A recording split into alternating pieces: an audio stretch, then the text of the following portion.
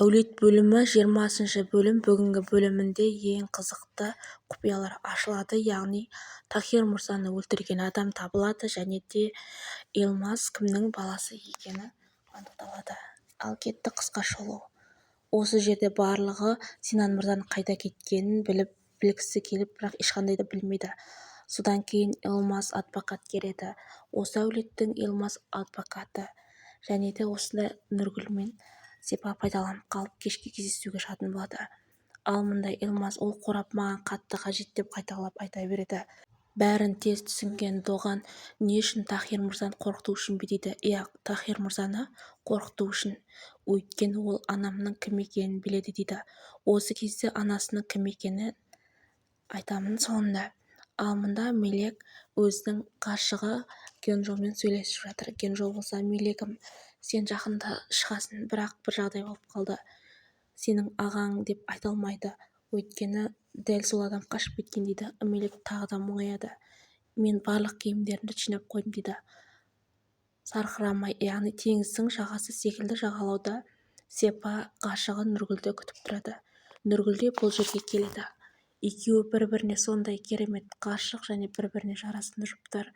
Бірақ ортада Гүлжан бар, яғни ол өзінің әпкесі санаған Гүлжанның күйеуі. Бірақ Гүлжан Сепаны қаламайды.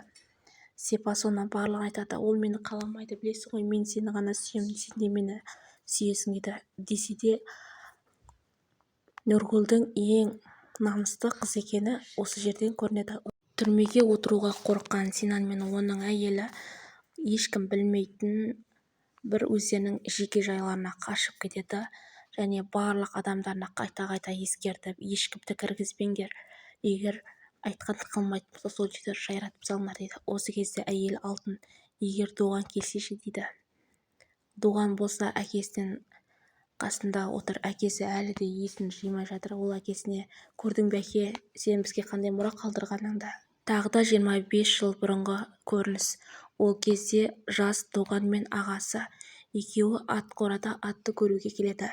Сол кезде әкесі айқайлайды: Синан, Доған деп.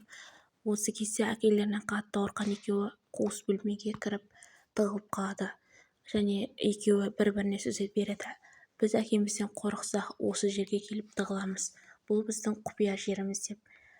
Әкесін өлтірген Синан екенін естіген Шагла қайтадан Мелекке келіп, мен сенің адвокатыңмын, мен сені бас тартпаймын, бірақ біз ағаң екеуміз келіспей қалдық. Ағаң мені сенің адвокатың етпейді. Содан кейін сенің қылмысыңды арқалаған, әрине ол сенің ағаң Синан. Оны міндетті түрде осы жерге отырғызуым керек. Сен дәл қазір оның орнында отырсаң, Синан ағаң қашып кетті деп айтады. Ал мұнда Елмазбен кездесуге келген әрине Бердан. Ол Елмазға бір нәрсені түсініксіз келісім шартқа келіп жатыр. Яғни Елмаз анасы кім екенін білгісі келеді. Содан кейін Бердан бұның барлық қораптарын өздеріне қайтарып беру керектігін айтып жатыр. Елмаз өзінің анасы тірі екенін еске алып, ол бұрын Тахир Мырзадан менің анам кім, ол қайда, егер оны айтпасаң барлық құпияңды айтамын деген ескі кездегі айтқан сөздері есіне түсіп кетті. Шагла мұңайып, ол Генжоны шақырды. Өйткені Бекрам ағасына сенбейтінін айтады. Генжоға маған Синанды тезірек тауып бер, екеуміз бірігіп табайық. Мен оның түрмеге түскенін қалаймын дейді. Генжо болса, сен неге Бекрам ағаға сенбейсің? Ол бәрін біледі, оның бір білгені бар. Біз сен оның көзін жойғымыз келеді дейді. Осы кезде тағы да өзінің еш уақытта Бекрам ағасына сенбейтінін айтып өтеді. Содан кейін Генжо бас тартады. Мен еш уақытта бармаймын, бас тартамын деп солай кетіп қалады.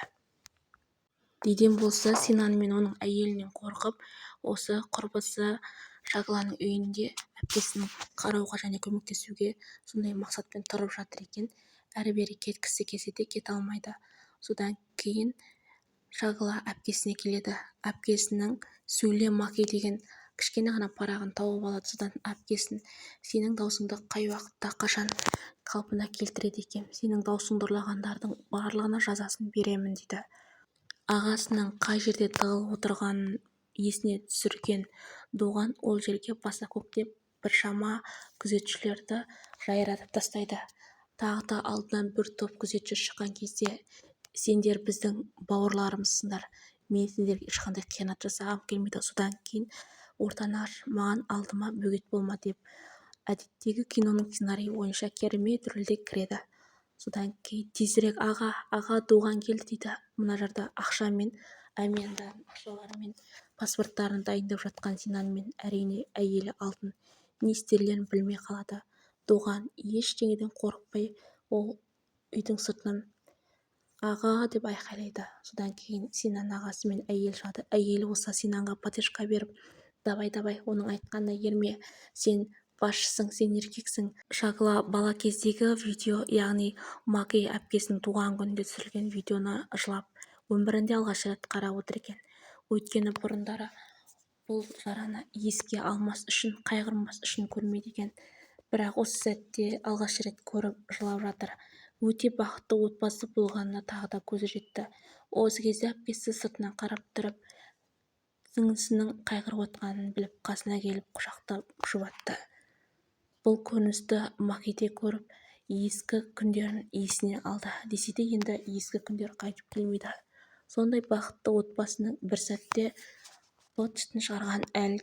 Ағасы екеуі жеке сөйлескен сәтте ағасы Доғанға бар шындықты айтады. Яғни сол күні әкесін өлтіргісі келген, алайда өлтіре алмай мұрны қанап, жарық өшіретін жердің барлығы қан жоса болғаннан кейін сол қанды әйел екеуі барып тазаламақ болған сәтте суретке түсіп қалған, еш уақытта әкесін өлтіре алмайтын, өлтірмегенді айтады.